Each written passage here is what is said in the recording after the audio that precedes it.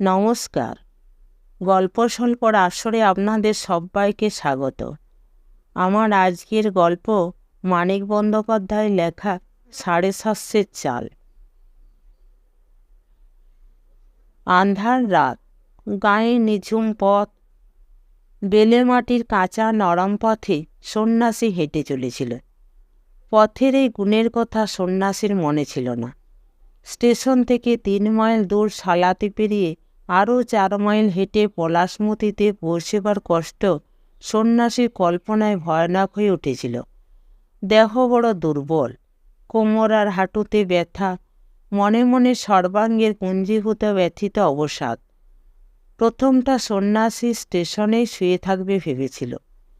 ৪ পয়সা দিয়ে এক ভাঁড় চা খেয়ে স্টেশনের শেডটা নিচে চিৎপাত হয়ে রাতটা কাটিয়ে ভোরে বাড়ির দিকে রওনা হবে। কিন্তু সন্ন্যাসী হিসেবই লোক, কল্পনা করতেও ভারী পটু। সে হিসেব করে দেখল ৭ মাইল পথ তাকে হাঁটতেই হবে, রাতেই হোক বা ভোরেই হোক। এক কাপ চা খেয়ে খিদেকে মেরে ফেলল। মরা খিদে রাতভর জীবনী শক্তি শুষে শুষে আরও একটু কাহিল করে ফেলবে তাকে। ঘুম ভাঙতে হয়তো তার বেলা হয়ে যাবে।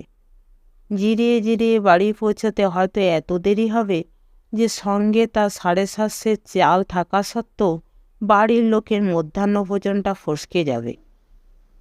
হিসাবে সঙ্গে সঙ্গে সন্ন্যাসী কল্পনা করে, না খেতে পেয়ে কজন তার বাড়িতে ইতিমধ্যে মরে গেছে কে জানে, কজন মরমর হয়ে আছে তাই বা কে জানে। ২-১জন হয়তো ঠিক এমন অবস্থায় পৌঁছেছে তাদের মধ্যে সোনা বৌঠান একজন হতে পারে।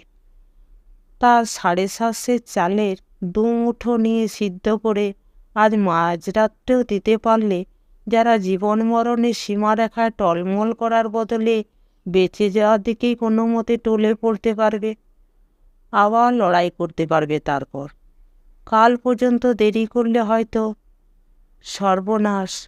সঙ্গে কিছু ছোলাও আছে। সন্ন্যাসী তাই কিছু ছোলা চিবিয়ে এক ভাঁড় চা খেয়ে রাত্রেই রওনা দিয়েছে। পূর্ণিমা চাঁদকে মোটে ক্ষয় করেছে ৪টি তিথি। এমন জব্য জ্যোৎস্নায় নরম পথে হেঁটে মনের মতো কষ্ট পাওয়া অসম্ভব। শালা কি টানেই বাড়িটা টানছে তাকে। অনেকেই হয়তো যেখানে ভূত হয়ে গেছে মরে, সোনা বৌঠান সত্য। প্রথম গা সালাতিতে বরাবর একপাল কুকুর থাকত। পথিককে গা ভেদ করে যেতে গেলেই তাদের সমবেত চিৎকার ঘুমন্ত রাত চিরকাল জীবন্ত হয়ে উঠেছে। কোনোদিন কাউকে তারা কামড়ায়নি, তাড়াও করেনি, শুধু হল্লা করেছে প্রাণপণে। তবু ভয় একটু করেছে পথিকের। হাতের লাঠিটা বাগিয়ে ধরেছে শক্ত করে। সন্ন্যাসীর হাতে লাঠি ছিল না। গায়ে ঢুকবার আগে একটা ভাঙা বাড়ির বেড়া থেকে একখণ্ড বাখারি সে সংগ্রহ করে নিয়েছিল। কিন্তু থপথপ পা ফেলে গায়ের সীমানা সে পার হয়ে গেল। কুকুরে সে প্রচণ্ড কলরব তার কানে এলো না। ২-৪টে খেকি কুকুর শুধু নির্জীব ভাঙা আওয়াজে একটু সাড়া জানিয়ে চুপ হয়ে গেল। মানুষ ও কুকুরের একসঙ্গে মরবার ও গা ছেড়ে পালিয়ে যাবার এই অতি ঠান্ডা খবর অনুভব করতে গিয়ে সন্ন্যাসীর জড় অনুভূতি ছ্যাঁত ছ্যাঁত করে উঠল। গা পেরিয়ে যাবার পর এখানে পথের পাশে শুধু মাঠ আর জলা। সামলে নিতে থমকে দাঁড়িয়ে এলোমেলো নিঃশ্বাস নিতে নিতে সন্ন্যাসী চারিদিকে তাকায়।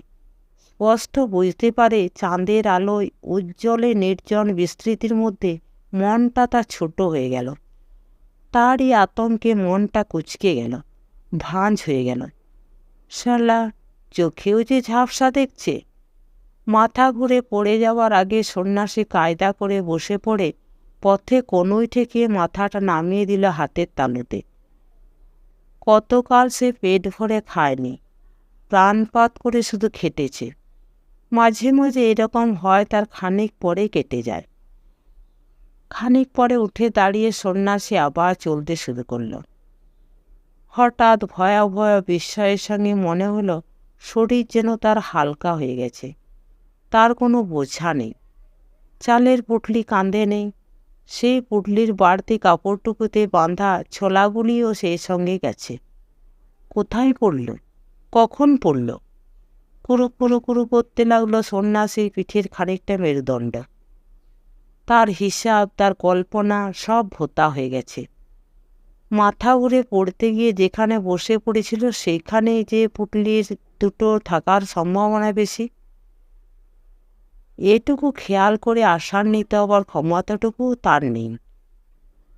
একটা মৃতদেহকে ধরে দাঁড় করিয়ে হাঁটিয়ে নিয়ে যাওয়ার মতো নিজের দেহটাকে সে উল্টো দিকে এগিয়ে নিয়ে চলল।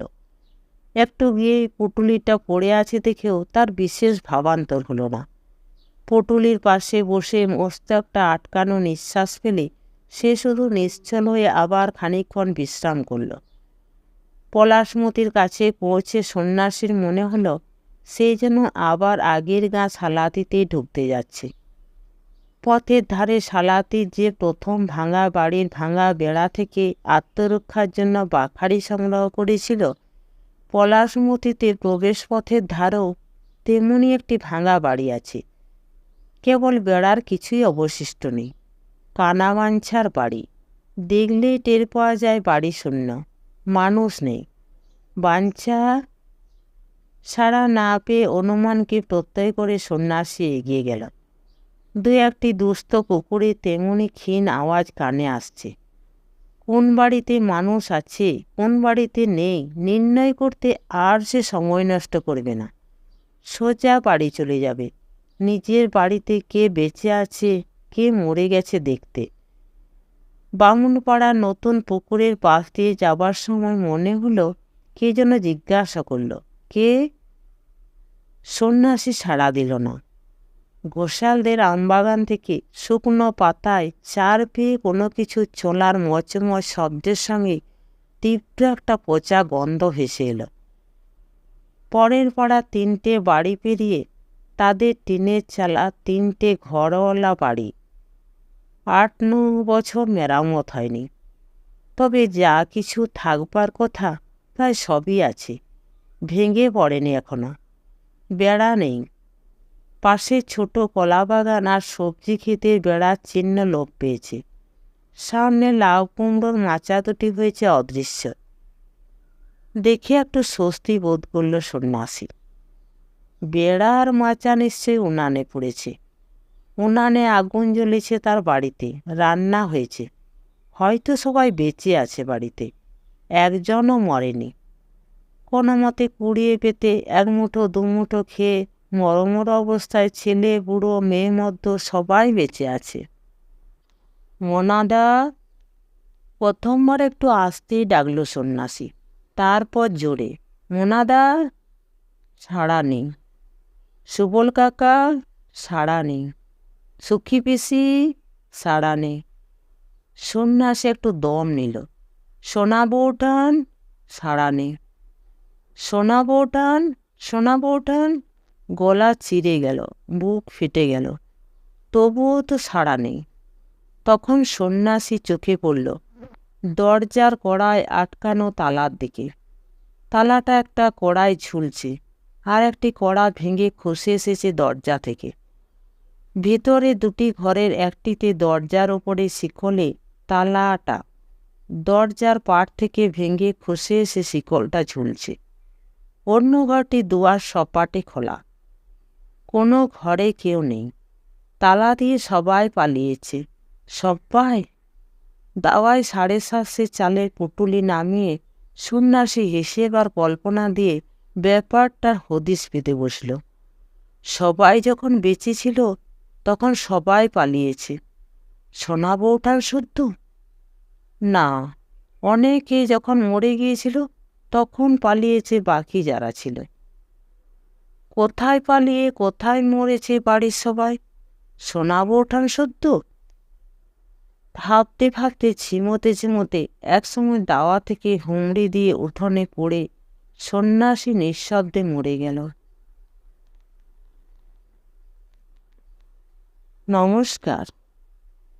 গল্প এবং গল্প পাঠ ভালো লেগে থাকলে চ্যানেলটিকে লাইক, শেয়ার এবং সাবস্ক্রাইব করবেন।